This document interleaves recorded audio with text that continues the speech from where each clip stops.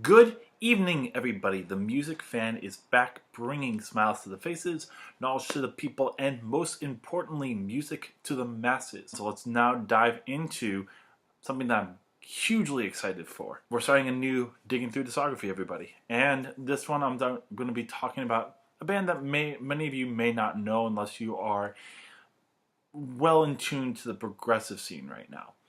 But seeing as this particular band is dropping an album late October, I want to do a 5-part series of this band, which is Haken. So basically what's going to happen is this week I'm going to be doing first 2 parts, and then next week I'll be doing part 3, following week part 4, and after the album drops, I'll be doing an Are You In / Digging Through Discography to touch up on the last part of the discography.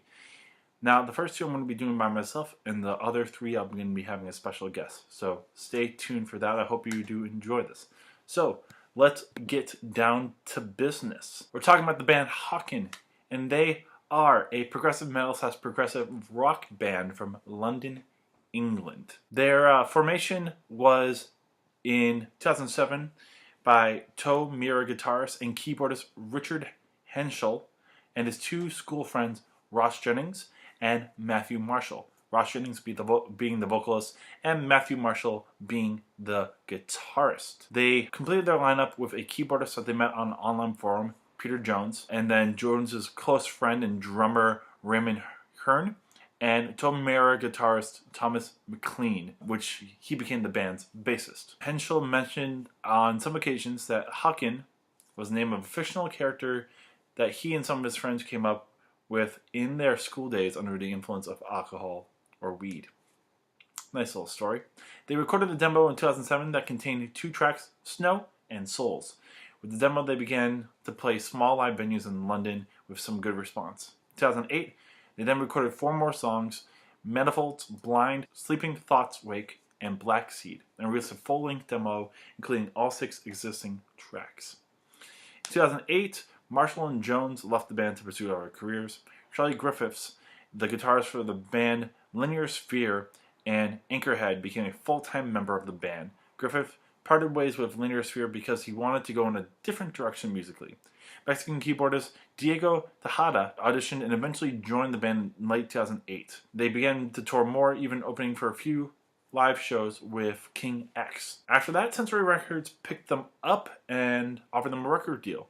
They began recording their debut album, Aquarius, soon after. It was largely written on the piano by Richard Henschel, then developed with inputs by the rest of the band. This CD itself is 7 tracks long, and most of them being about 10 minutes in length. The shortest one just being under 7 minutes, while the longest one being nearly 17 minutes. The album itself was dropped on March 30th, 2010, and also re-recorded in 2017. So we're talking about a pretty long album. We're talking about a 72-minute album, 7 tracks. Pretty, standard progressive take, if you will. Longer songs with a lot of interesting ideas. But here we go. This is our first dive into them. First off, I want to talk quickly about the idea of this album. As with a lot of other progressive albums, you always will have a concept, and this one is no different. It's a concept about a mermaid discovered by a fisherman and sold to a circus, whose blood is the only thing capable of saving the human race from a flood resulting from global warming issues. She ultimately dies for mankind's sake. A pretty preposterous idea, if you will, but if you can get past that, you got a pretty fun album. Starting with The Point of No Return, it talks about the child being born and conceived by a family, but them realizing that she's a mermaid and they have to let her free. It's a pretty bombastic opening with these fields of raindrops as well as a circus motif. So it's kind of like bringing out all these ideas that you will hear throughout the album, as if you would the beginning of a musical. There's also these differences between a very happy motif and a very ominous motif throughout the beginning, and it plays throughout the whole entire song for the most part. After all these ideas, you get the vocals come in, and it's a very nice start to this album. It's a very beautiful melody that plays for a little bit and through a couple different verses, and it starts with just piano, then the full band comes in, and then it brings in this more intense rhythmic idea at the end of the second verse going into the third verse. It's a very awesome and interesting beginning, and it's a nice touch. But there's another melody idea later after that that's a little bit annoying, and then there's followed by screamed vocals, which only show up a couple of times on this album. And spoiler, honestly, this is the only album I can think of theirs that actually dives into the screamed vocals. There's a nice guitar solo after that part, bringing the chorus one more time, and then this circus motif comes back in, and right after that you get this kind of interplay between the guitar, the bass, the drums, and the keyboards, where they all get their chance to solo. And the cool thing about it is the amount of time that they get to solo changes throughout their part, where it literally gets to a part where they're all just soloing over one beat, which I think is a cute little thing, kind of a tongue-in-cheek thing when it comes to jazz soloing and trading. Then the keyboard has its own solo, and there's some more interludes before it brings in back this melody idea, which is really cool, this really ascending melody idea that I really like, followed by some kind of growled-ish cheesy vocals, kind of like a Scott Stapp type of vocal, but a little bit more subdued than that. It keeps playing with the ideas from the beginning, and even brings that very happy sound at the end. It's an 11-minute song, but it kind of brings all these ideas that are going to be throughout this album. This kind of very circusy motif, this ominous, this more happy ideas, and it kind of shows like what this band is trying to do on this first album. It's trying to bring a lot of ideas in, some good, some bad. Some of them you don't actually kind of need. It kind of feels like they're doing it just to do it sometimes, but overall, not a bad start. Then you get Streams, which has a 3-part idea. First part being Streams, second part being Veins, third part being Digression.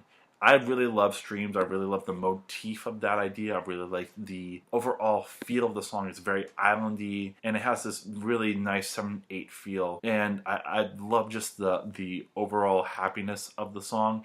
It's kind of cheesy at points, but I think it's one of the more highlights on this album. Then you get to the Vein part, which again brings back this growled idea, and it just doesn't feel great. It feels eerie and spooky just to be eerie and spooky, and it's very cheesy at points. But Digression is a beautiful, beautiful thing. It's very understated. It has this 9/8 feel with this flowing guitar line, and I love how at parts it goes between different key centers very well. So you start in G minor, and then it goes to E minor, and it goes to C sharp minor before going to B, and bringing that idea back from Streams. But it takes one quick transition to G for a second, and then that Streams melody chorus comes back in, being in 11/8. So I really like a lot of the stuff in this one. It still is my favorite song on the album because of Streams, but Veins kind of takes away from it. Aquarium, a kind of subdued song that has a very beautiful melody at points, and I really like the melody on the song, especially in the 7/8 chorus, but it gets a little bit more intense after that, and then there's this weird transition. I can't explain it, but basically Jennings' vocals are very punchy and very breathy, and the worst part to me is that it comes back in at the end. And then the other thing that I really, really don't like about it it's not that I don't like it, but it feels out of place. It brings in this very speed metal-ish, like if you kind of think of like a Dragon Ball Z song. Again, it's another cheesy idea where it just comes out of nowhere. I like that it transitions between all these different keys, and I like the approaches of a lot of this stuff, but it just feels out of place for this song. And then the melody comes back in at the end, and it uses these chromatic ideas and half-step approaches that to make it dissonant, and it feels again like they're throwing it on just to throw it on, rather than actually using it for any reason. And then it brings in that really annoying hard riff from the end. It makes the beginning of the song seem wasted, if you will. It would have been a really cool song, but it, to me, kind of is one of the weaker songs on the album because of that. And also, again, it's another one of those longer songs. You're talking about another 10.5-minute song where the beginning is really good, but then it kind of messes up at times. Eternal Rain, you got the next song. It's very Rush inspired at points, particularly more of like a YYZ feel. It's very fast paced at the beginning, and I love the nature of the intro with this really interesting and flowing guitar line. The chorus is a little bit more powerful, and that power does bring in itself onto that second verse. And then there's this little interlude before a more bluesy riff with this really, really killer guitar solo. Matthew Marshall is a phenomenal soloist, and you'll see that more on later albums, but on Eternal Rain he has a very killer, very technical solo. It does bring this circus interlude back, and there are some woes that build to the last chorus. All in all, it's the shortest song on the album, and it's a fun one, and it goes by pretty quickly in comparison to the other ones. Then you have a more heavy Drowning in the Flood, where Jennings brings back the growl-ish vocals, but it works better on the song because of the rhythmic ideas. It feels more of a more current progressive song with a lot of these really cool rhythmic ideas, and the chorus itself is a little bit more subdued. But what I really, really love about this is after everything, there's this violin string part that feels really open, and there's these really beautiful chord progressions, and it brings in a beautiful melody line, and it builds and builds and builds to this outro that is great up until they bring back the part from the beginning and makes it feel a little bit weird with this keyboard solo and this abrupt nature. I really rather would have just kept them going through the Drowning in the Flood part. Sun is another one of these slower paced songs, and it starts with these hand drums and even has a bass solo at the beginning, which is really, really nice touch. There's some woodwinds in the verse. It's another one of these nice songs, and I think it works very well because it doesn't overstay its welcome. Again, it's a 7-minute song, but it doesn't overstay its welcome in comparison to everything else. Then finally, you have Celestial Elixir. It's a nice song. It brings back everything that's kind of gone on, all the themes from basically every single song.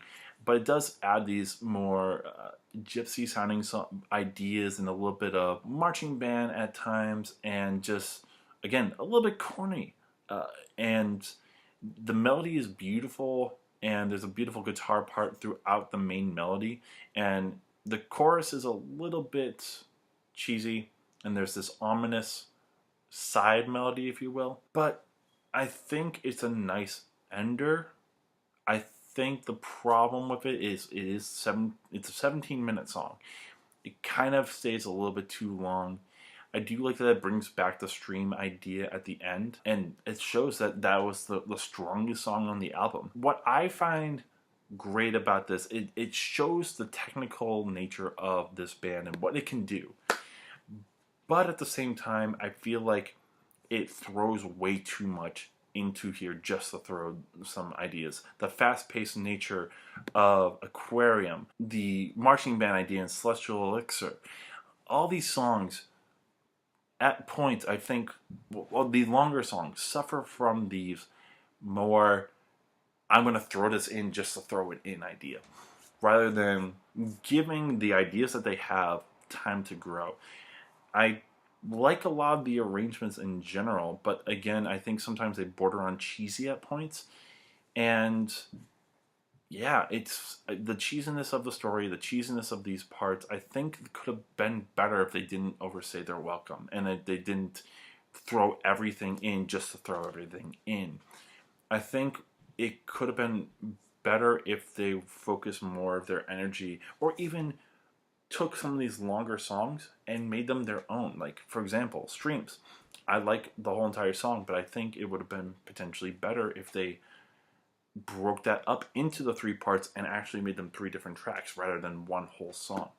Now, for a debut album, it's really solid. I honestly probably wouldn't listen to it again as much as the other ones, and we'll get to exactly rankings later. But it's a solid album, and it's cool to see what they can do as a band, and it's really would be cool to see where they can go from there. For progressive fans out there, I would definitely say take a look. It is going to be one of the cheesier albums you hear in a long time, but it has a lot of really cool ideas, and me talking about each particular song doesn't do the justice of a 17-minute song or an 11-minute song. You got to listen to it for yourself. Just know that there is cram-packed with everything. You're throwing the kitchen sink at every song, mostly. But there will be those times of calmness and ease because you got that 7-minute song, that 6-minute song. So, we are done with part 1. I hope you enjoyed this, and I hope you stick around for parts 2 through 5, which will be coming out over the next couple of weeks.